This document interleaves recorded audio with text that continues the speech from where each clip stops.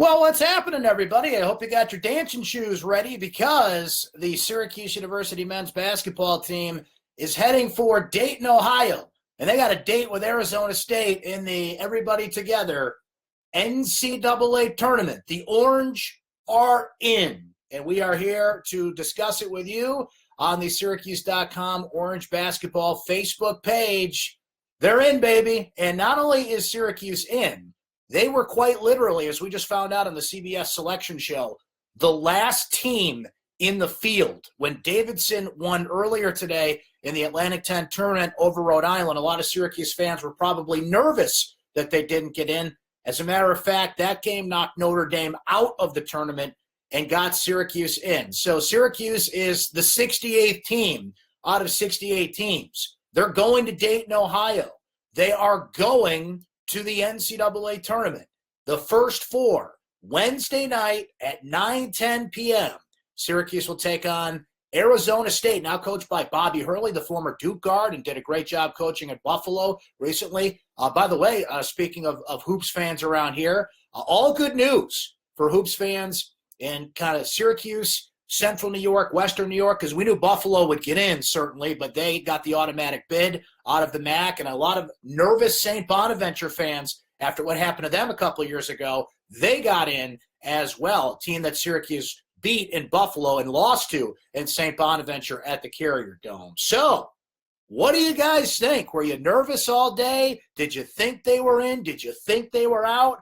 I got to say, I just had a weird feeling about it. Props to Jason Murray, by the way, syracuse.com sports manager, just had this eerie confidence about this team getting in. And when you looked at the numbers and when you looked at what Syracuse had in terms of a resume stacked up against all the other bubble teams, well, a lot of things went to their advantage. The one thing that I think you had to be concerned about if you were a Syracuse fan was the quadrant wins. Now, Buffalo slipped back into a quadrant one win, and that was just in the last, I think, 24 hours that Buffalo went from a quad two to a quad one. So that gave Syracuse 4 quadrant one wins. And the quadrant system was something new this year. So we knew that it would be in the room, it would be considered a factor, it would be something that the committee would look at. But we weren't sure how important it was going to be because the quadrant system is basically just a fancy way to reuse the RPI, right? But what the committee put an emphasis on was the teams that you played that made the tournament. And as it turns out, Syracuse ends up playing 6 teams, 6 at-large teams that makes the tournament, a lot of ACC teams as well. But, Iona slips in. How about Texas Southern at 15-19 in the regular season, one of the craziest non-conference schedules I've ever seen? They get in. Teams like Buffalo and the teams that Syracuse played that got into the tournament, that ended up helping them. One thing that Syracuse have been criticized for years, I mean, Dick Vitale and Doug Gottlieb would make a living off this time of the year, was criticizing Syracuse's non-conference schedule. Well, what Syracuse did is they beefed up their non-conference schedule. It was one of the best in the field. And I think I saw Jay Billis tweet this in my travels here. There was a lot going on as we were following the action and seeing where Syracuse would play. But he thinks that the committee looked more at numbers than they did the eyeball test. And I think that was something you had to be concerned about as a Syracuse fan as well, was the eyeball test. This was not an eyeball-pleasing team. This was not a team that went out there and dominated people. They played a lot of games in the 50s and 60s. They were 20-13 overall. They were 8-10 in ACC play. But what really helped Syracuse was their metrics, their strength of schedule, and the committee rewards you. The committee rewards you for a body of work, and the committee rewards you if you challenge yourself on the schedule.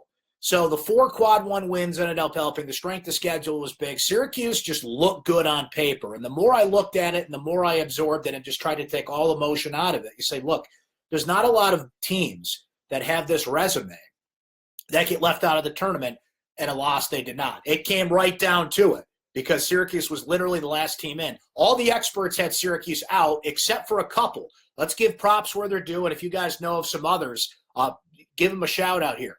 Jerry Palm of CBS Sports has had Syracuse in all the way. He's had Syracuse in all the way, even after Davidson won today. Patrick Stevens, who was my guest on the Syracuse Sports podcast this week, in his latest projections today, had Syracuse in. Now, most of the others I did not see Joe Lenardi certainly didn't have Syracuse in. This is the third straight year Lunardi was wrong, by the way.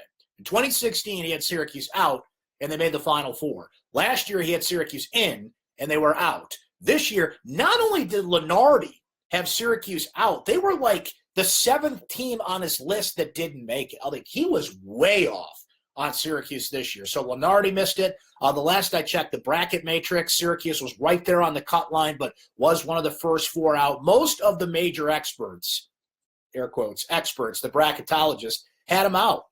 But Jerry Palm and Patrick Stevens and maybe a couple of other names had him in. And props to them, because you've got to think like the committee. I think a problem that these bracketologists run into is it's about they think. We don't care what you think, frankly. It's how the committee is going to read these things. What does the committee think? And the bracketologists that thought that way put Syracuse in, and lo and behold, they are in. So get your dancing shoes on, baby, because the Orange are going. So it's a Wednesday night date in Dayton.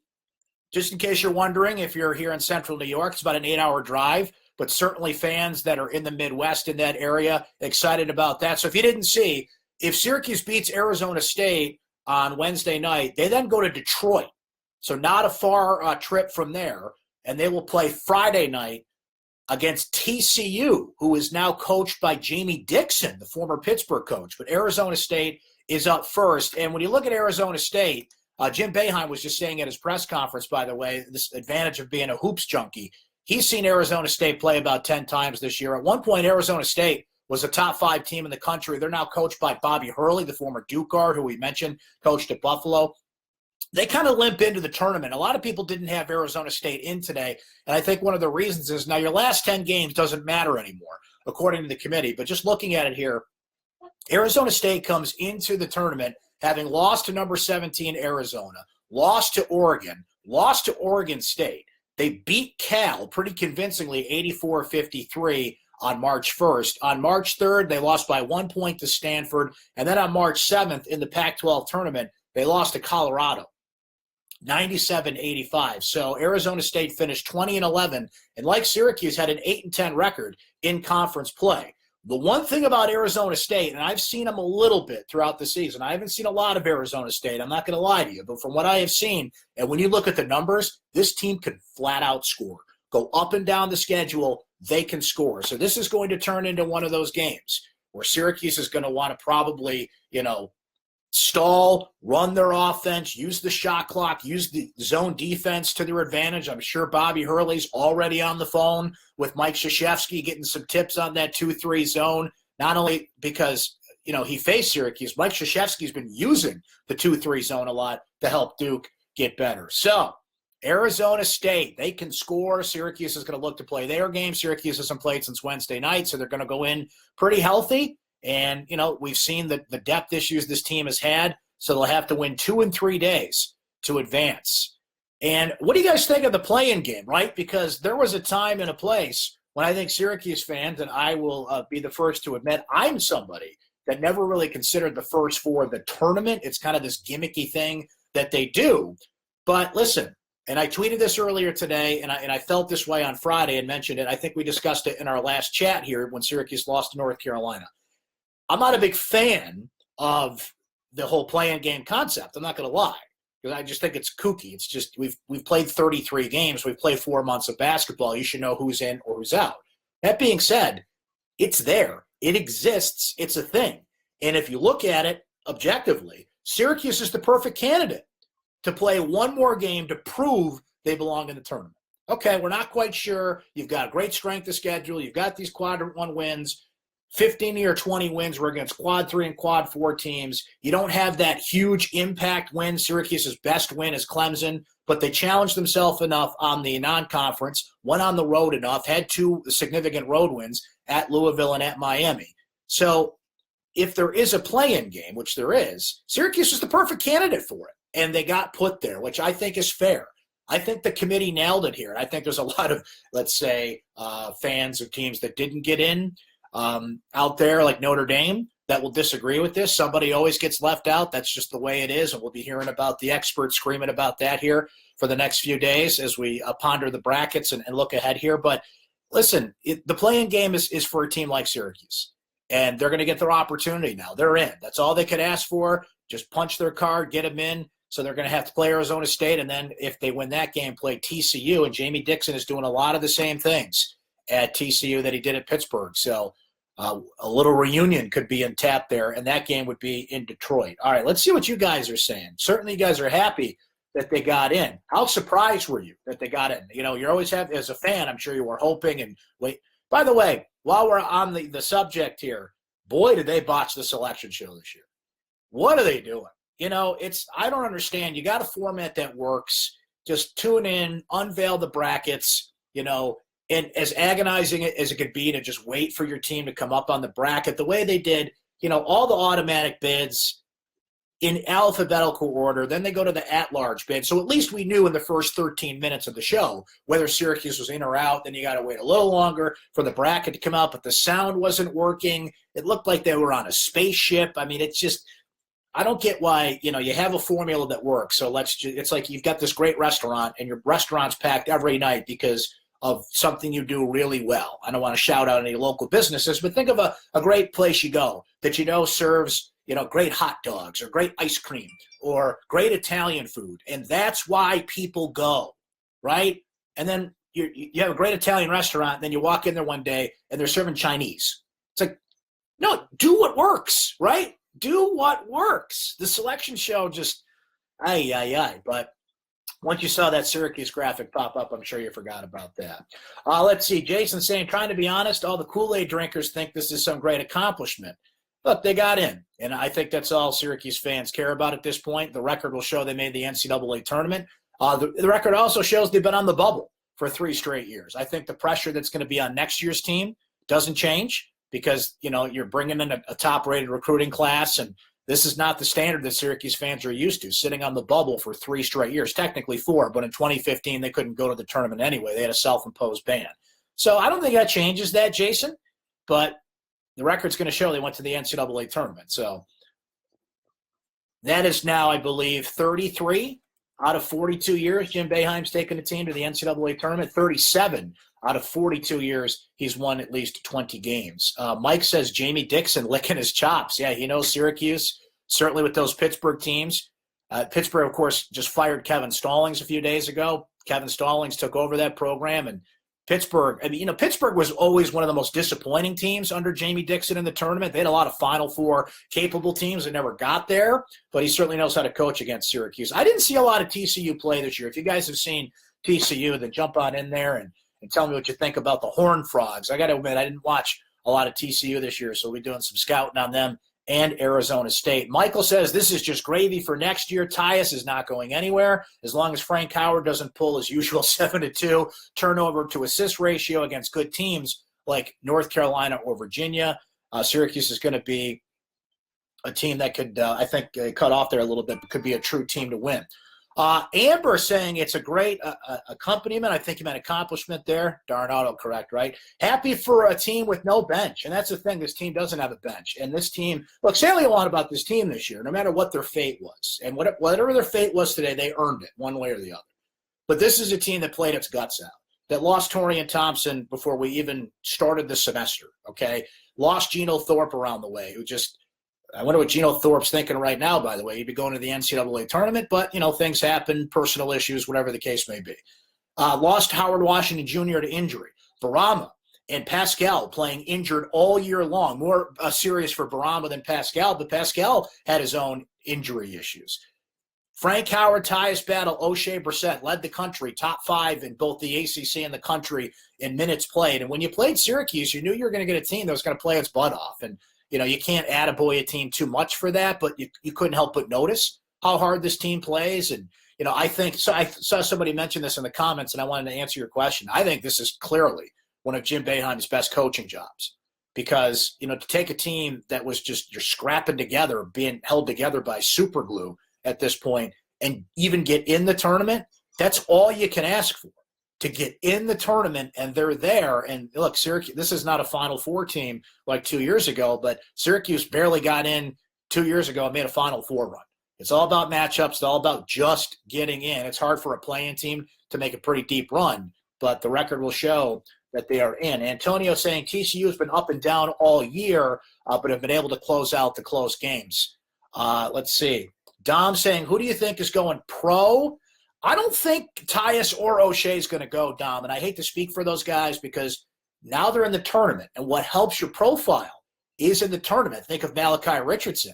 He was not a pro prospect at this point a couple of years ago. He's certainly getting looked at, but he had that huge run, huge game against Virginia. That vaults him into being a first-round pick. So if Tyus Battle can turn some heads here and maybe go from a fringe second-round pick to a first-rounder, he might go. I think he's certainly going to go through the process, and he'll go through the workouts, but I think he'd be smart not to hire an agent, just go through the process, see what they tell you. But I do think he'll be back. I certainly think O'Shea will be back. You always have to keep in mind a transfer or two during the offseason because that's just what happens. But if everybody comes back from this team to add to Darius Basley, add to Jalen Carey, add to Buddy Boeheim, who might end up having to redshirt next year, because you also have Elijah Hughes, the 6'6" transfer from East Carolina, couldn't even play this year due to transfer rules, sitting on the bench. So what this does is it just gives a huge amount of momentum into next year. But if I had to guess right now, I don't think either one of them is going pro, and that would certainly be good news for Syracuse next year. Josh saying, hey, Brent, how does Lenardi feel? You know, look, I like Joe. I've interviewed Joe a number of times, but I think Joe has lost his way a little bit. I don't know if you guys saw what he tweeted last night, if you're not on Twitter. He basically said, like, he left Syracuse out because they weren't a good team. They weren't good. They weren't a good team. Well, they're in the conversation. They're a bubble team. They're right there. That's not a good reason to leave out a team out of your conversation that has the metrics that Syracuse does. That's why I appreciated level-headed guys like Jerry Palm and Patrick Stevens that looked at the numbers, looked at the resume, looked at the trends of the committee, and made their decisions that way. And Syracuse got left out today. We'd have nothing to kick and scream about here. That's just, what it came down to. But, Lenardi saying, I think it was Wednesday night when Syracuse played in the tournament, it was last week, he was asked a really good question by Kevin Connors, who was not a Syracuse grad, but he's a Syracuse fan of ESPN, why certain teams were ahead of Syracuse. I believe he specifically asked about UCLA, and he cited numbers, and he cited strength of schedule. And Lenardi said, well, I've been wrong about Syracuse the last 2 years anyway, and I gave up talking about Syracuse for Lent. I mean, all this guy did was dodge questions about Syracuse the last, 4 or 5 days. It's like, you are the lead bracketologist, the lead expert on this whole thing, and you won't answer any questions about one of the premier bubble teams out there. I mean, I was really disappointed to see that from Joe. And like I said, I've interviewed him. I like Joe. All this bracketology stuff would not exist without him. He is the godfather of this stuff. He's the first guy that ever did it, but he did not do a good job in not only projecting Syracuse, but I think being fair and looking at Syracuse in a way that some other bracketologists did a much better job on this year. Luke says the tournament is all about runs. If they have a win against ASU, the ball rolls to Dixon or not. Hey, that's what it is. It's about getting momentum. You know what the tournament is also about? It's about breaks. I don't think this is a Final Four caliber team, certainly, but what did everybody think was coming out of that bracket 2 years ago? Michigan State, 2 seed, right? Middle Tennessee State, boom, knocks them out, and then Syracuse had the break it needed to make that run. It is about runs. It's about momentum. It's about, have you seen the 2-3 zone? It's about guard play. And while Syracuse is certainly limited at the guard position, when Tyus Battle and Frank Howard are on and they get complimented from O'Shea Brissett, you've got 3 dangerous scorers there. I think you're going to need a lot out of Pascal. I think you're going to need a lot out of Merrick Dolezaj, who has been fantastic down the stretch for this team. So, can they beat Arizona State Wednesday night? They certainly can. Can they turn that around and use that momentum to beat TCU? That's what the tournament's all about. You just need a shot to do it. And Syracuse now certainly has their shot. Keith, I'll just let that be. Cindy saying, I gave up Lenardi for Lent forever. There you go. Lenardi was weak sauce. Hey, I don't want to make this a bash Lenardi fest at this point. He was wrong, and he's been wrong 3 straight years. When you do this, and I've certainly made predictions and said things on the radio and written things here on syracuse.com that turn out to be wrong. That's just the nature of the business. But Lenardi's been dead wrong the last 3 years on Syracuse. They are the bane of his existence. Jerry Palm for president, says Keith there. Frank notes it, and it's really what this tournament is all about. Matchups and momentum. Matchups and momentum it is. I think Boeheim's got a little bit of how many Syracuse games do you think Bobby Hurley's watched this year? Maybe he's a hoops junkie like Jim Boeheim is, and maybe he has seen some Syracuse games. But I guarantee you that Jim Boeheim's seen more Arizona State games than Bobby Hurley's seen Syracuse games, because Boeheim's just a junkie. He watches hoops all night, every night through the college basketball season, and he could walk on that set right now and know more about the field than most of the people that are on the selection show telling you about it right now. That's just Jim. He's a basketball junkie. He watches this stuff all the time. So he's got a little bit of a sense of Arizona State coming in. You get the film and you do some official preparation. So it's, matchups, momentum, it's preparation, it's knowing, what you're going up against. And he's got a little bit of a sense of what Arizona State is, a team that can score. That's going to be the key for the Orange. Is it a situation like North Carolina the first time around where, okay, let's fight fire with fire and try and run up and down the court with them. Second time around didn't work out so well, but North Carolina had an advantage there. They had seen Syracuse a little bit. Arizona State, that zone gets in your head and you're taking shots and you're missing. And big thing for Syracuse is not only going to be the things that we mentioned that are always huge this time of the year. Rebounding has been the biggest tell for Syracuse this year. If they out-rebound a team, they usually win.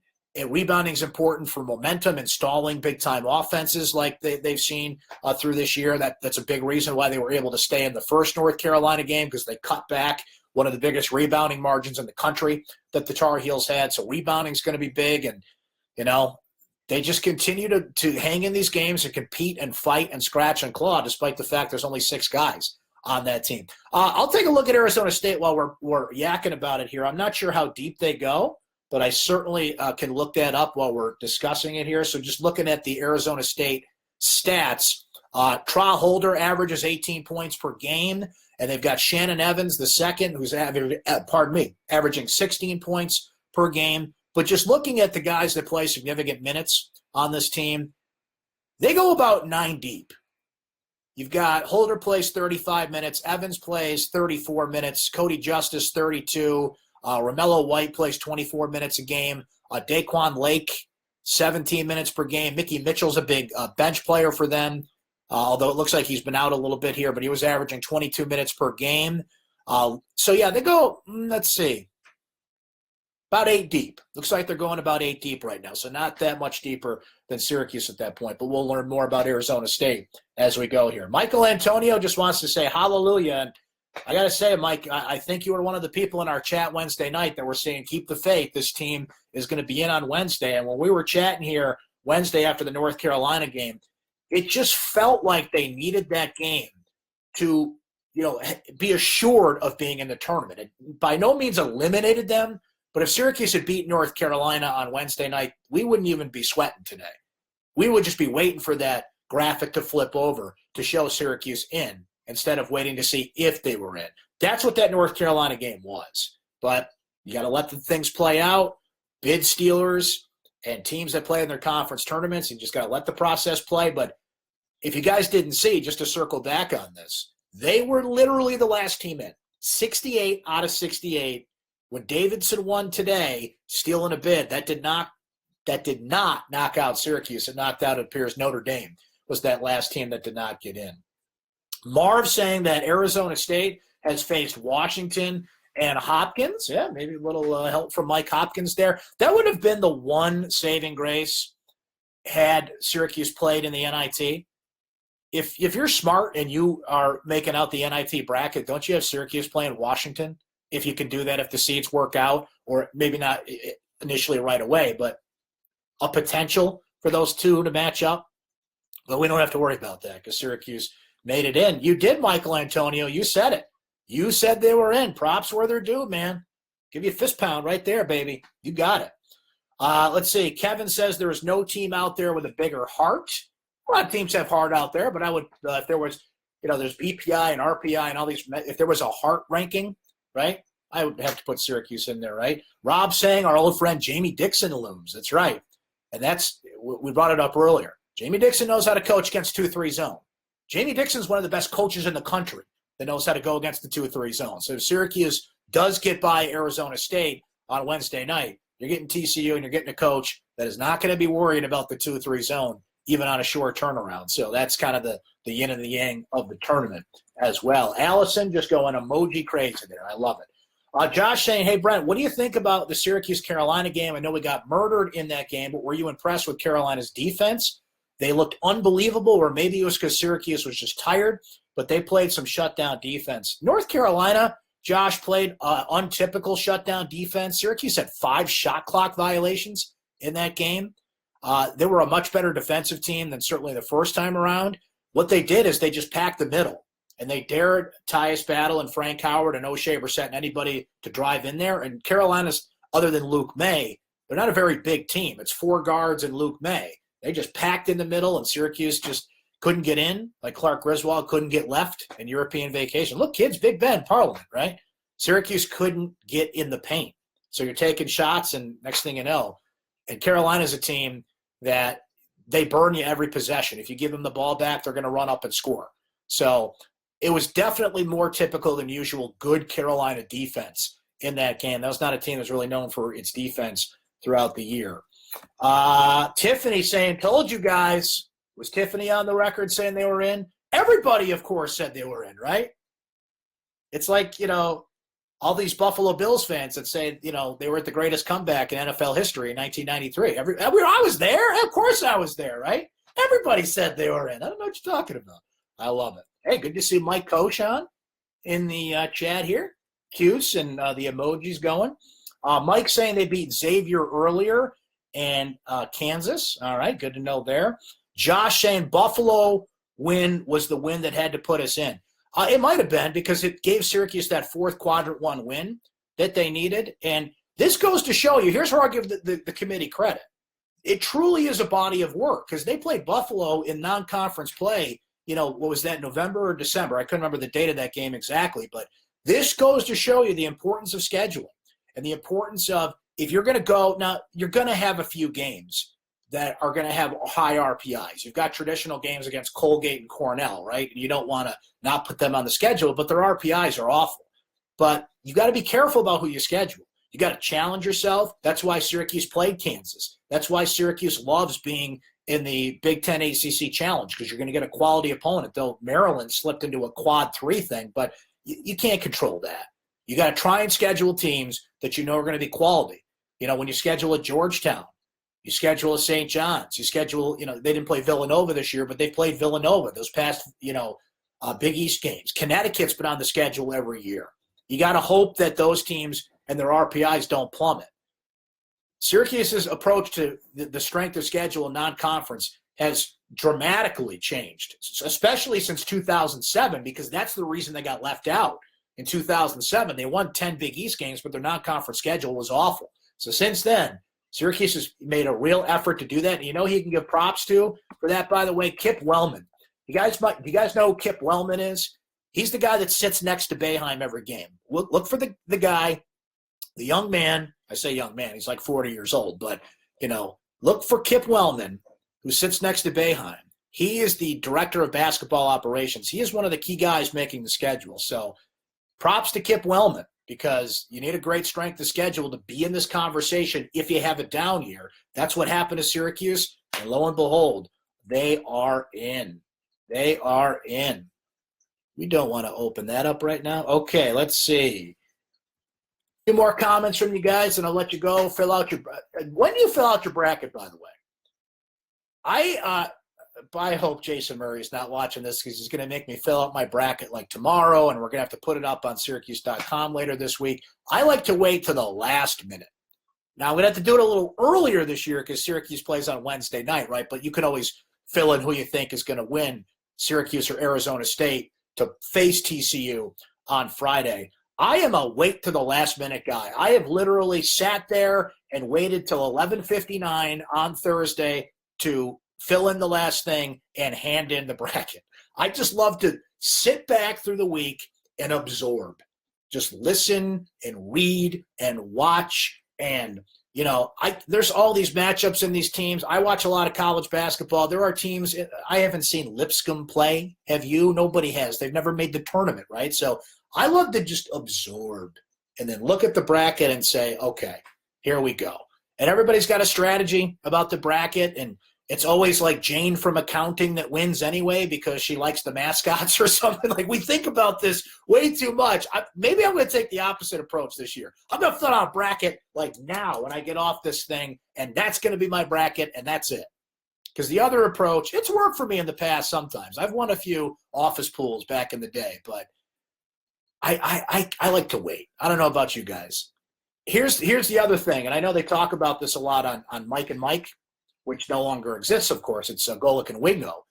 Do you do a sheet of integrity, which is you're in multiple pools for entertainment purposes only, of course, but you put the same bracket in? Or are you filling out any kind of bracket, predicting all kinds of different games because you just want to win the money? So are you a Golick in that case, or are you a Greenie in that case? I'm a sheet of integrity guy. I want the same bracket in each pool because anybody can do the other way, right? And you're probably wasting more money than you think trying to win it. For entertainment purposes only, of course, because gambling's illegal at Bushwood, sir, and I never slice. Keith, hey, thanks for watching. Appreciate it. Glad you guys could come out here and hang out here on a Sunday night. Josh, Shane, Brent, I want to talk more brackets. I'm going to message you on Twitter. Bring it. Let's go. I'm in, man. I'm pretty sure we're going to end up doing another chat during the week at some point before Syracuse plays on Wednesday, get more in depth on this Arizona State matchup and the bracket itself. Look at, the brackets and find the upsets and see what we're going to do about that. So I know we've been talking about that behind the scenes a little bit, so make sure you guys come back for that. I'll let you know, of course, when that's going to happen, but we'll be back here doing the thing. And Wednesday night. Usually I'm not a fan of these 9 o'clock games, but I got to tell you, I had something happen on that Wednesday night, had a prior commitment that now I'm good with because that's at 7 o'clock, and I can still watch the game and do the work thing and be here and do the chat afterwards. So I'm glad that worked out. Usually I'm not a fan of these late-night games, but for the NCAA tournament, for the play-in game, I think we'll deal with it, right? Okay, so Keith says one bracket. Amber's a one bracket. Fred saying new season. He's loving it. Josh getting in touch. All right. Bracket challenges, man. I'm in. Let's do it. We're going to do a bracket challenge here on syracuse.com that you guys should check out as well. Josh saying, I like our side of the bracket and a potential rematch with Duke. We're looking real far ahead there on the bracket here. Yeah, I saw the bracket quickly before we listened to Boeheim and we got ready to do the show here and everything. So I haven't looked that much further ahead than what Syracuse has, Arizona State, and then potentially TCU. But look at the rest of the bracket tonight and absorb and, look at it throughout the week here. And Syracuse, they're in. They're in, guys. Did it settle in? Like, what was the moment where you just – did you see the reaction from the team, by the way? It's up on Twitter, and we've got a post about it here, and I'm sure you'll see it at some point. But the reaction from the team was pretty darn happy, as you can imagine. And at one point, they kind of pan over to Boeheim, and even he looks a little surprised. So – that's the beauty of March Madness. That's the beauty of sports, right? We're happy tonight. Last year was the opposite. It's the thrill of victory, the agony of defeat, that whole thing. And that's what happens this time of the year. There's a lot of fan bases out there that certainly are not happy about this. And we've been on both sides of that coin in Syracuse, and Syracuse fans have been on both sides of that coin. In this case, it's a happy side because they're going dancing here. So we have got much more to come. Much more to come throughout the week. Of course, Mike Waters and Donna DeToda and Chris Carlson, yours truly, and Jason Murray and the whole team will be on it like white on rice for you.